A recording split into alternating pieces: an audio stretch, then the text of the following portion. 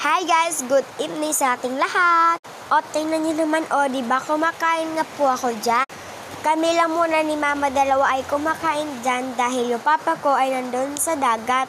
Naghahanap sila ng isda na para sa aming ulam. At yung mama ko naman ay minsan pag umaga nang mayroon akong pasok, ay syempre naghahanap buhay sila.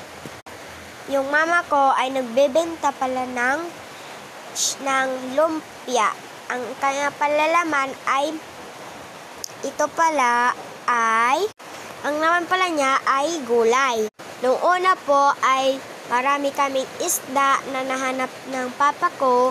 Ibininta niya naman po sa aming kapitbahay. Para po naman marami naman kami kahit lang mabili ng aming bigas. And ayan po, balik na po tayo dito at ayan, kumakain na po ako dyan at mauubos ko na po yung aking pagkain. Diba? At ayun, natapos na rin ako kumain at iinom na lang po tayo ng malamig na tubig. Pasensya na po kung mahinay ako mag-voice record kasi umuulan. Yun lang muna for today. See you next vlog. Bye-bye!